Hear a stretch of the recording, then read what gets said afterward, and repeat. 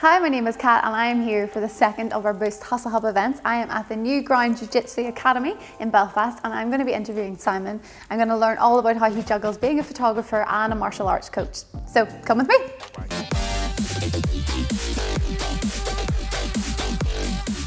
Hi Simon, how are you? Welcome to Hustle Hub and thanks for having us. So you are a photographer, but you also do martial arts as well. So tell us, how did you get into both of those things and when did your passion begin? Okay, so both are a pretty like natural start. So I started both around 15, 16. I don't really know which one was first. I know they were just around that age. So I got into photography and martial arts, and then at uni, I didn't do a lot of studying of what I was meant to be doing, but I did do a lot of photography and I did do a lot of training in jiu-jitsu. That's when it started to like grow and... Uni was good for like giving me time, you know, and I got to use that time to do photography and martial arts. And by the time I was leaving uni, I pretty much had enough work to be a full-time photographer. And then I started to take a few classes in gyms and coach a little bit, and then it just kind of authentically built. So like I'm pretty happy that I get to do things that are hobbies. How do you get into jiu-jitsu? Like where did that start? How did I get into jiu-jitsu? Like did you always have an interest from a young age, or did you just like go to a class randomly one day, or? One of my friends that I grew up with, he had more of an interest. He doesn't do it anymore, which is funny, but he had more of an interest than me. And then I kind of went along and just stuck at it. Like it wasn't a thing that I felt like I ever wanted to quit. I don't think it was something I planned to be like, I'm gonna do this, and I set out to do it. It was just pretty... But it just happened? It just happened, and I'm pretty happy for that. So photography would be sort of your main job, but this is jiu-jitsu, sort of opening this gym and everything's become more, taking up more of your time? Yeah. Yeah, so how do you juggle everything? Like how do you juggle? Maybe not that well, but I try to juggle things. So it isn't easy. Yeah, it isn't easy. So my concentration tends to like go shift heavily from one thing to the other. I feel like some weeks I'm a little bit more of a photographer in my brain, and some weeks I'm a little bit more jiu-jitsu in my brain. But I think as time goes on, I get better at like giving them their own space and giving them their own time. But I think it's just trying to be efficient with my time is the main thing. So like efficiency is hard. It's hard as well, especially when it's something you're interested into, and then you can get so lost into it. Down that rabbit hole, right? That it's like. Yeah. Do you keep a diary? Do I keep a diary? Yeah. Well, like a diary that I have to be at places at certain times. Yeah. But I'm not too, I would say organization is probably one of my weak points. Yeah. It tends to just be like very often. Every day. Yeah, every day I'll just what do I want. It works, so that's fine. Maybe it works. How has COVID impacted you this year, being a business owner? And I'm assuming through photography, like you're self-employed, that sort of thing. I'm sure it's been scary, but how have you worked around that and made it work? Yeah, I guess COVID is big changes for everybody. So I like one thing that helps is knowing that everyone is in this like boat together, you know, in this unique situation. Yeah, first and foremost, like I feel very fortunate to be eligible for like funding in both of them. So like it was like the initial point of like, where am I going to pay bills? That worry wasn't there as heavily. That's good, yeah. But I didn't have to stop either altogether. You know, I don't think you have to. You might have to stop what it looks like in that moment, but you can still do photography and like still try and train in some sort of capacity. So for photography, whenever it kind of loosened a little bit, I started doing doorstep portraits. Oh yes, I've seen some of them. They're lovely. They're so nice. Yeah, which was fun. And it was a bit of a like COVID trend that as well, wasn't it? It was. My dad actually got on to me about it first because he lived in America and he had seen some people in America doing it. Okay. So he suggested me, and I said, I don't know if that's my thing. But then he said, no, you should do it. You should do it. Now's a good time to like still like do something, like remain relevant. I don't know if that's the word, but like I didn't know if it was going to be for me, but whenever I started them, I really loved doing them because it felt like you had like a little bit, even just a little bit of purpose again was really nice. And I was able to like link it to a charity that I'd done work for in the past. So it was really nice to like feel in some sort of way that you had, you're doing something important. You were doing something that you wanted to do. And then also for photography, it was really nice because I guess it's been like 7 or 8 years now that I've been working as a photographer. And you don't, like, I think when I started photography, it wasn't that I was like, oh, I'm going to make money doing this and it's going to be a job. But then it slowly starts to morph as the responsibilities increase, so that it becomes more and more of a don't your mindset shifts towards a job. So you become more like goal oriented rather than maybe like project oriented. Yeah, more like I don't want to say the enjoyment leaves it, but the enjoyment changes a little bit. That little forced sabbatical kind of period makes you like rekindle with it, and now it's like, now I feel really like invigorated to be back to work, and I feel like I'm trying new things and still trying to, whereas before, I don't want to say I was in a rut, but I definitely wasn't in being as experimental or like trying to go forward as much as I am now. So COVID has maybe like reset everything for you. Yeah, reshifted. It's like a forced sabbatical, right? And no other time will I just get to have like months off doing any work. So tell me, how did jiu-jitsu, that's a hard Brazilian word to say. jiu-jitsu, yeah. Jiu-jitsu, how did that turn into a business? You know, did you think, oh, I would love to own my own gym, or how did that all come about? I don't think it was like a business decision. No, I never was like, oh, I'm gonna do this. Is it small here? Like, would you say that there aren't a lot of gyms for jiu-jitsu? Like, was it something that sort of was an area lacking? Oh, I don't know. There's actually a good few. It's a very rapidly growing sport. Yeah. There's like there's a very distinct lifestyle kind of behind the sport, which I think attracts people to it. Okay. Same with like you see it with surfing or skating. You know, it has its own little subculture. Yeah. So it is really fast growing, but we felt that what was lacking was the like, not necessarily what was lacking, but we felt we wanted to like focus on competition and competing. Right, okay. So that's why we started. I wouldn't say it was for a business. So it was, so maybe like just take it a wee bit more seriously. So like rather than a hobby, maybe turn it into more of like a, as you say, competition. Yeah, it's always, so because it is in nature quite an amateur sport, I don't think it's anything where I'm like, I'm gonna go be the world champion. Yeah, well no, like you have you have your dreams, right? Yeah, this sort of exactly. thing, but I think that's part of the reason I like it, is because it's a sport where you don't do it for necessarily for money. Yes. Right. Yeah. I'm not saying other sports do, but you it's do very. It because you enjoy it. You do it because you enjoy it, and we just wanted to focus on competition. Like keeps it really real. Yeah. So it does. If you're competing, you're kind of challenging yourself against actual situations. Yeah.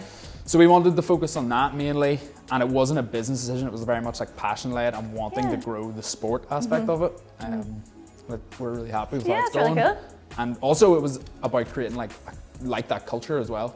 You want that like tight knit community, where it feels like you're like one big like family like-minded here. People, and it's like some of my best friends are here, and like it's a real joy to come in Monday to Friday in the evenings and like get to like do this with your friends and get to. Like, I want to sign up. You're like you're making me want to be a part of this. When did you decide to take this and fully invest and say, right, okay, I'm gonna open a gym? Like when was that? When did that all start? Was that? It must have been nearly 2 years ago, I guess now. Me and two other guys. They're like, it's a three-way sort of thing, so it's not like I'm not in charge, they are equal as well. So they, we were always kind of going around and competing together. So I think it was in London, we were all competing, and we kind of said we should be cool to have something like this in Belfast. And yeah, it'd be cool. Yeah, it does exist in Belfast, and like I don't want to take it away from anybody else. We just wanted to create it in what we wanted it to be like. If that makes sense. So there is other gyms. So I would say that they gyms are available. Yeah, so, I won't say that we're like the only one that provides us, because we're not. We just wanted to provide it in the way that we wanted, if that makes sense. Yeah, your own personal take on it. Yeah, exactly. Have you learned any difficult lessons along the way? I mean, I know personally, I juggle nursing with radio and other things, and there have been times where I've been caught out. Maybe my organisation, I'm the worst in the world for double booking myself. I double book myself all the time, which is why I'm like, I have to keep diary. Everything goes in my diary. So have there been any difficult lessons that you've learnt along the way? I don't think I've necessarily double booked. Maybe I've done that a few times. Photography double booking's like the big fear, so it is. For me it's the same thing. It's time management, and it's not so much my time management where I feel like I am missing things or not showing up to things. It's more that I want to give my full attention to each thing that I feel like it deserves. And sometimes I actually wouldn't say my attention left to jiu-jitsu because it was the new thing, the gym was new. So I would say it was actually because this was new, and so like both are exciting. I would say my attention drifted more from photography because this was, I had to work this out more, you know, I had to work out the rhythms of how that was to work. But now I feel confident that I have learned those lessons, and I now know how to do both balanced. Do you know I think it does. It takes a while juggling to figure out like how to get it all, and spinning plates, it's right? It's a fine art, it really is. One plate has to drop for a little bit before you can get the other one going. Exactly. Okay, so as you know, Boost are going to give away £5,000 in grants to those needing equipment and support. So how would a grant of £5,000 have helped you whenever you started out? Like in terms of equipment or admin? It would have been huge. You know, like I don't think anyone that's starting anything out could say that wouldn't be huge. Like that would have that would have bought our mats. We didn't really have a lot of capital at the start, so we kind of had to, we borrowed money and we sold like year memberships up front. And it's all a little bit of a gamble because you're like, will this work, won't this work? Will we get members? It is. Yeah, it is scary.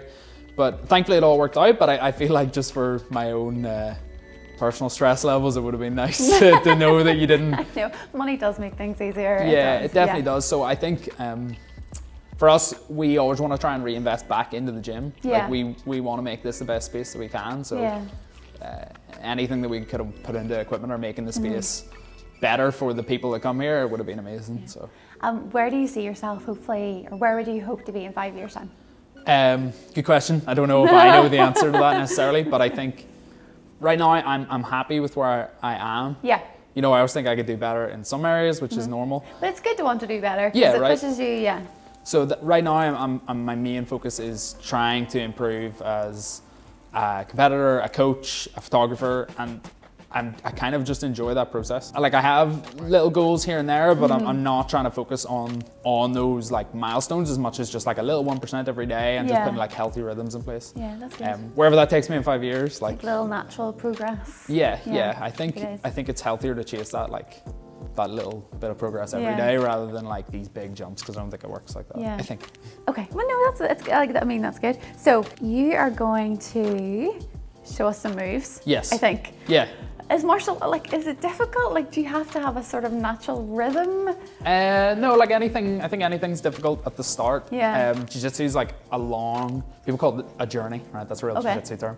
It's a long process. Like, it's not like some martial arts you can kind of go through the belt systems very quickly. Right, okay. Jiu-jitsu usually like, you have to be doing it like anywhere between like 8 to 15 years to get like a black belt. So it's like, I'm not a black belt yet. There's very little black belts in Northern Ireland. Wow. So that could be a goal. That is, I presume, I kind of think that'll be in the next few years. But yeah, it is hard, and you can feel very awkward when you do it at the start. It has a really high drop off rate because of that. Really? Yeah, because it's a long process where you're not really given like rewards. Like belts are like rewards, right? They're just a way of letting you know that you're progressing. I guess you're not giving them that often.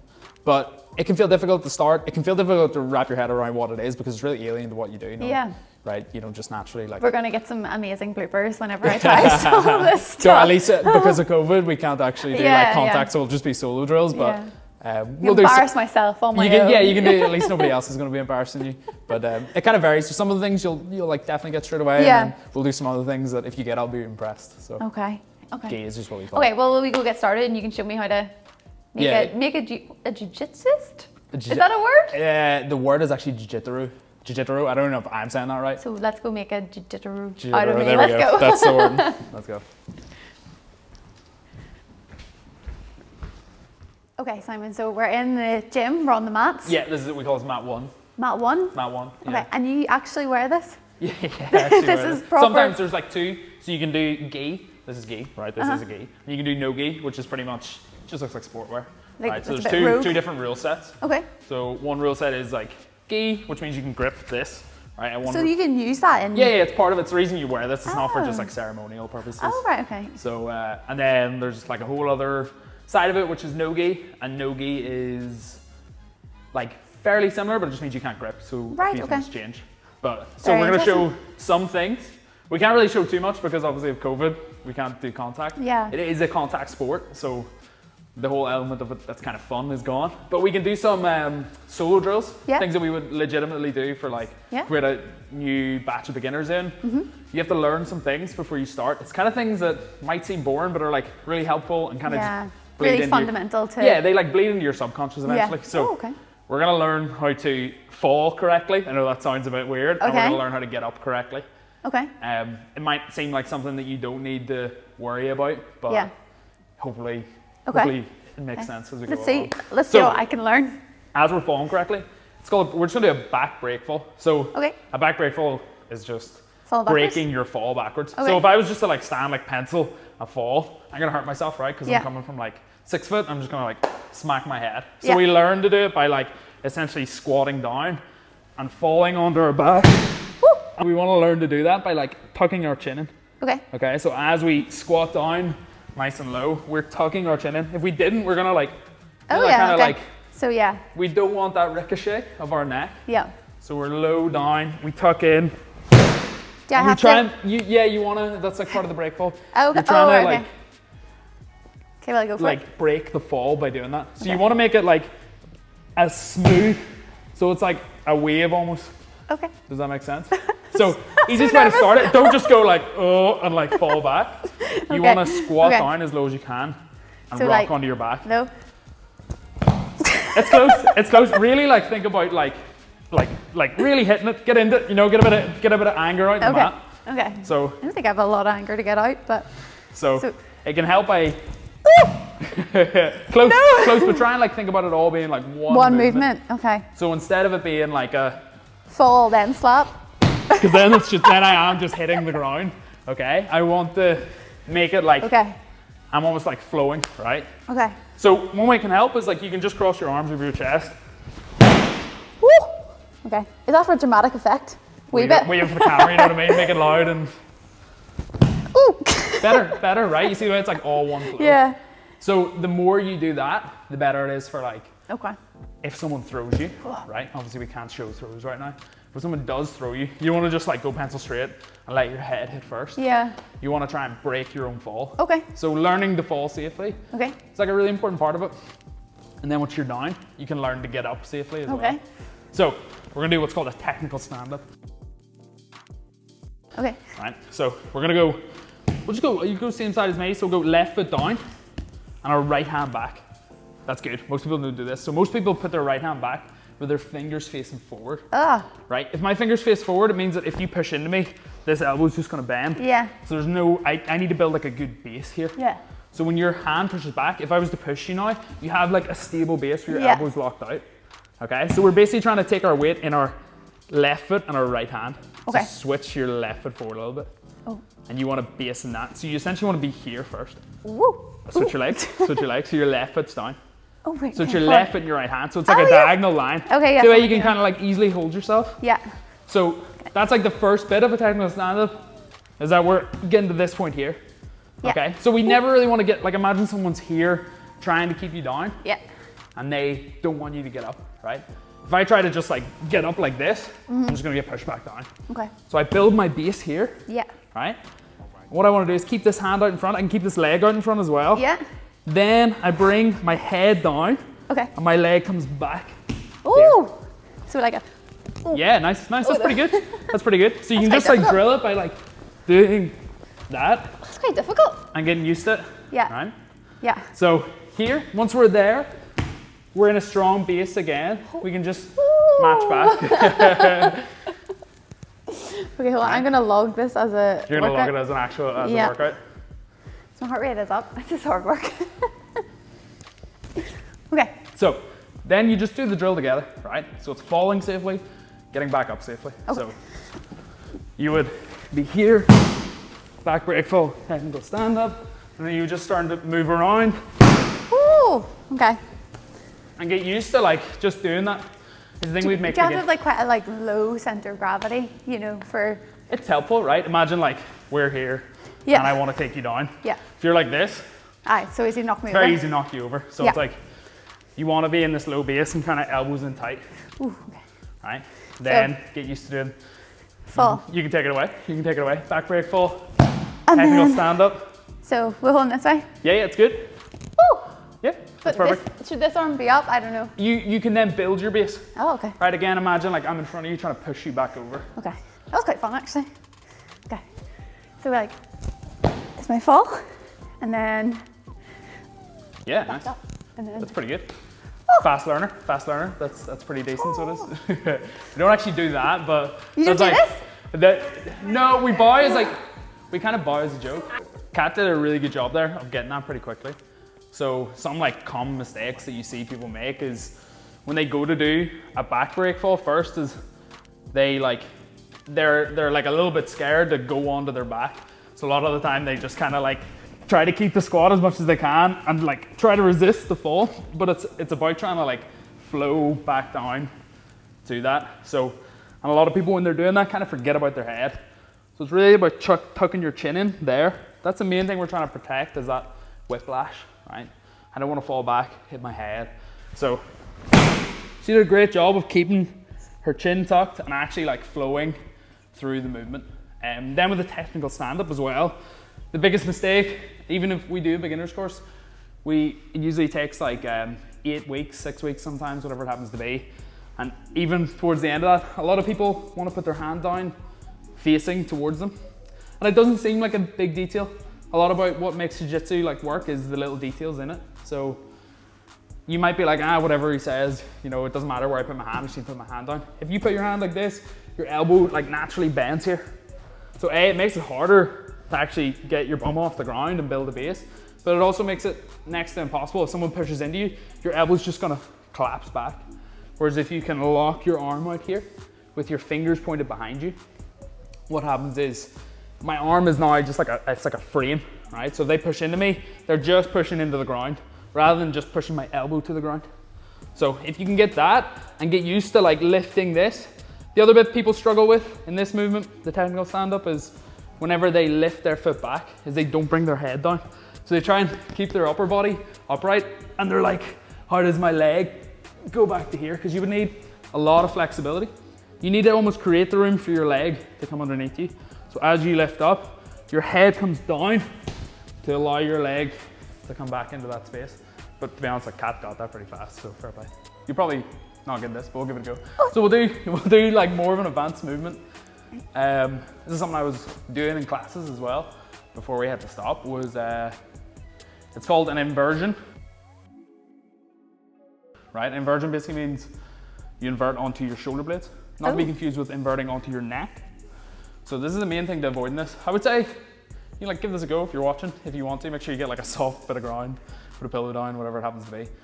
But it's basically in a really unique scenario. So in jiu-jitsu, what we're generally trying to do is like, if we're on bottom, we're trying to play guard. I have our legs in front of the person, right? If I can use my legs and my arms, I have an advantage on bottom. But if they pass my legs and I'm just trying to play on bottom with my arms, I'm using all of their weight and gravity against my arms. I'm not strong enough to kind of deal with it. So I always want to keep my legs in front of the people.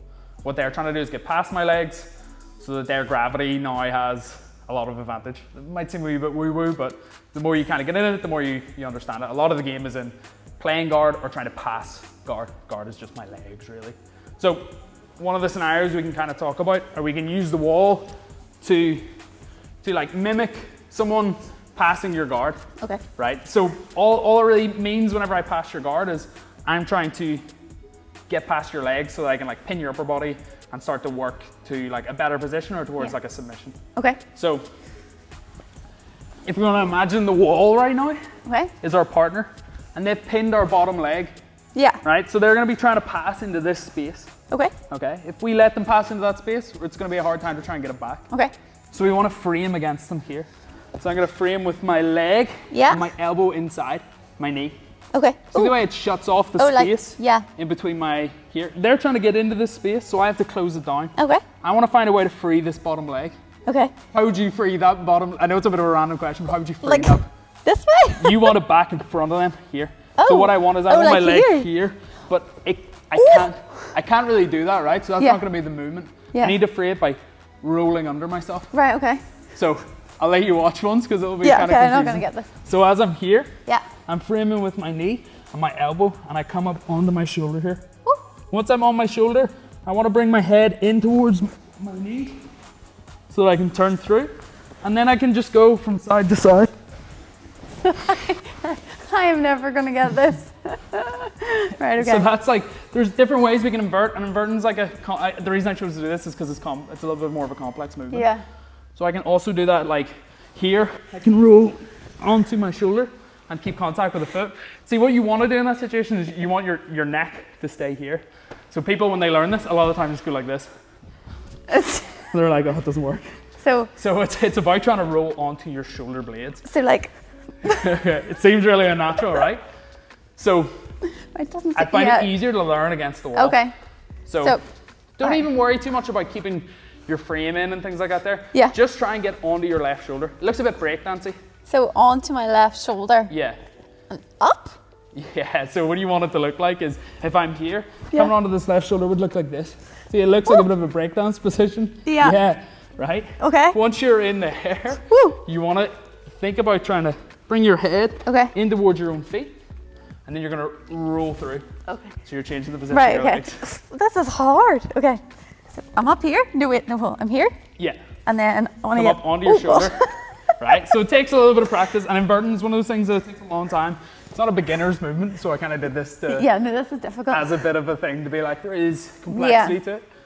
So, and it's hard to visualize without people. Can you do it again? Because I like. So, I want to free this bottom leg. I want to imagine that someone's like controlling this, they pinned it with their hands, their legs, whatever it happens to be. So I want to free it by rolling underneath myself. Seems like a bit of a long way to go around it. Okay, yeah. But I want to free him to stop them coming into this space, right? Again, hard to visualize with a person, but I want to stop them coming into this space. I'm going to come up onto my shoulder here, and I'm going to bring my head through and watch this bottom leg freeze in that movement. Oh. And then I can just go from side to side. Right? So I can free again, come up on my shoulder, invert through. But it's a tricky movement. It's a tricky movement to get, right? And it's not a beginner movement.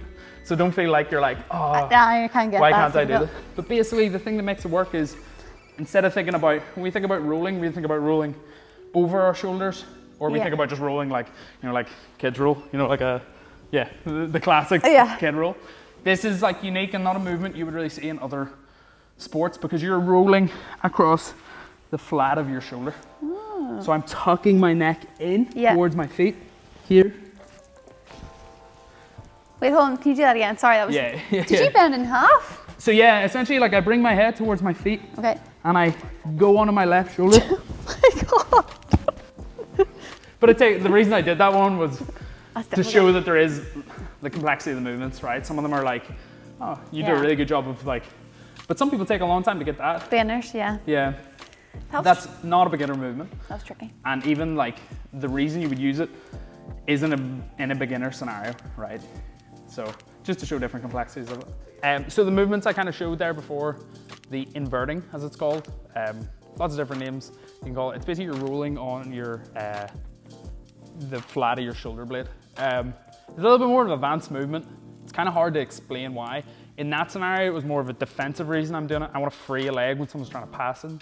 So instead of trying to like pull my leg out, I can roll underneath it to free it. Again, without people, it can be kind of hard to conceptualize what I'm talking about. Or I can also use inversions a bit more of a offensive movement. So again, this is going to look bonkers without somebody else here, but I can use it to get to somebody's back from bottom. You know, there's a move called a berimbolo, kind of a funny name. I like using it, but basically you use an inversion to get to someone's back. So I would be grabbing their belt and I would be rolling like this underneath them in order to get to their back. Again, without another partner there, I look nuts and I appreciate that. But these are the movements that we can like drill by ourselves. Jiu-jitsu is just a grappling based sport. So there's no striking. So it's all trying to like use leverage and positioning to try and get to more advantageous positions in order to like submit your opponent or to get to like pinning positions or high points positions. It can be very weird to people at the start, but it's quite addictive, quite fun. I'll go through now quickly just a basic shot. So a shot is something you see in like wrestling. If you watch MMA, you'll see shots pretty commonly. It's basically how, if we need to take someone down, which is how we would maybe start a match or start sparring, right? We start in the feet and we want to get it to the ground. We can either pull guard or we can try and take the person down. One of the ways you can take a person down is with like a double leg or a single leg takedown. We need to get like entry to the person's legs. So we are gonna do a shot to get an entry to the person's leg. If I don't do a shot and I just try and like bend over and walk over to their legs, they're just gonna move away. So we need a way to like quickly lower our level and make ground quickly. That's the whole idea of a shot. It's about trying to cover as much ground at a low level as quick as possible. So we'll go through like a couple of variations. We'll go through like an easy one, and we'll go through what you eventually kind of want it to be like. Yeah, the first thing that kind of makes a shot important is like your stance, right? So we usually want to lead with one leg. I like leading with my left leg. Some people like most people like leading with their left leg, so I'll just say lead with your left. See what's like natural for you, okay?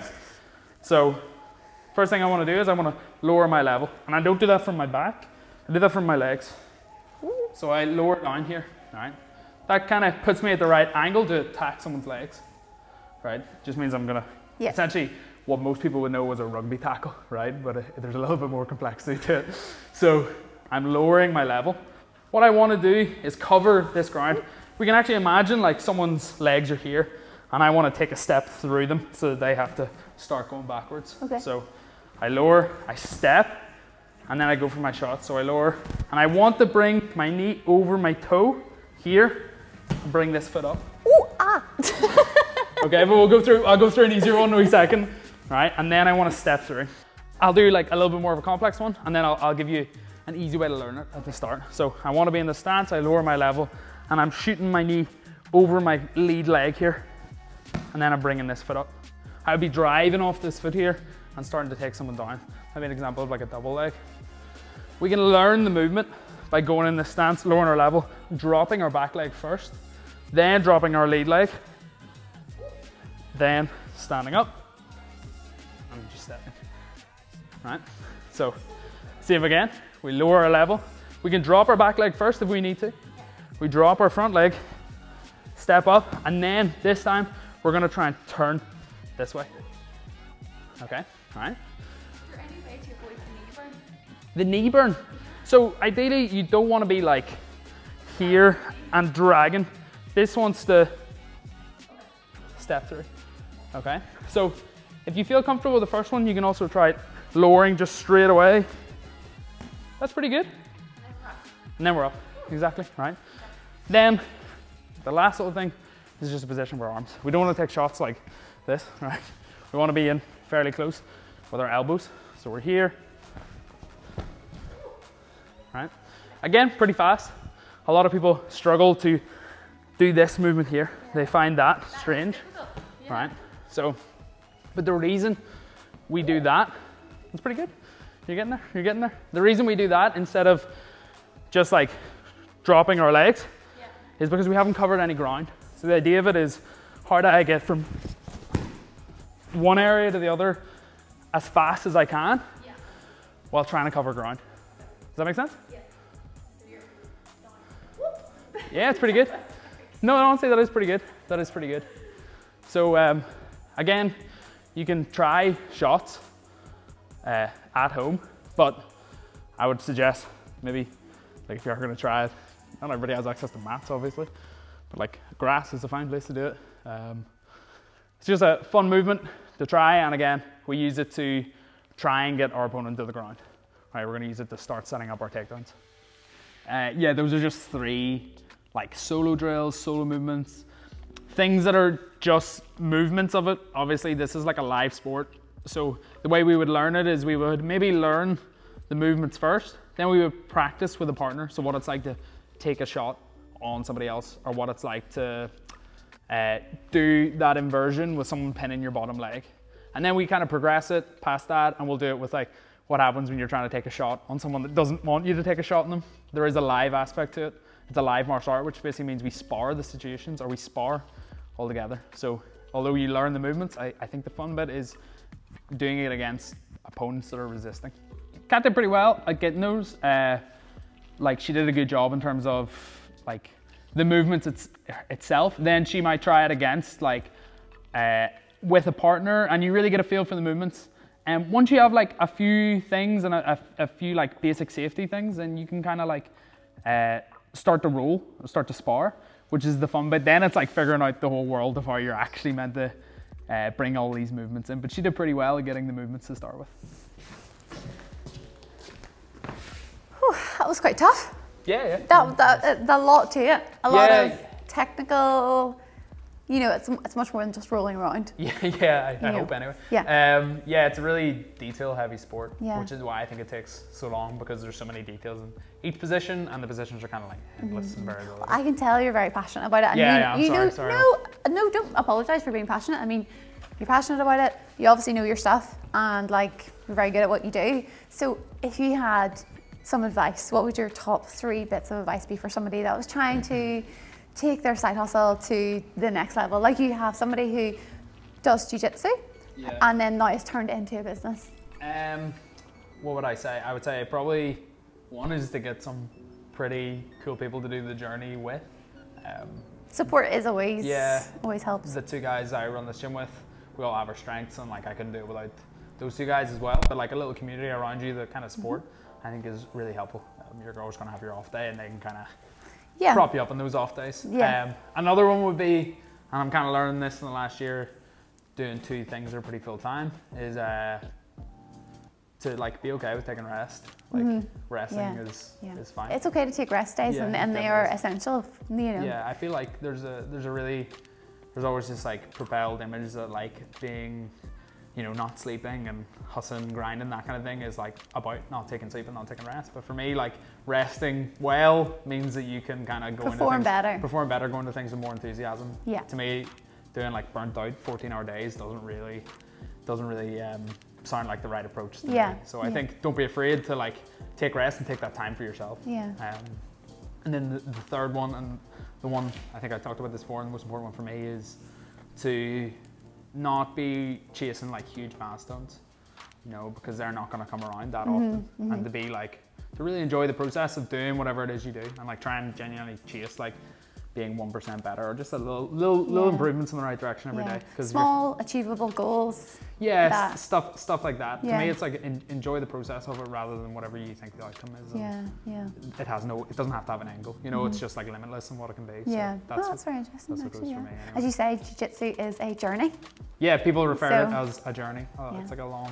I hope to be doing it for a long time. I don't ever see myself stopping. So that is a wrap on Boost Hustle Hub number 2.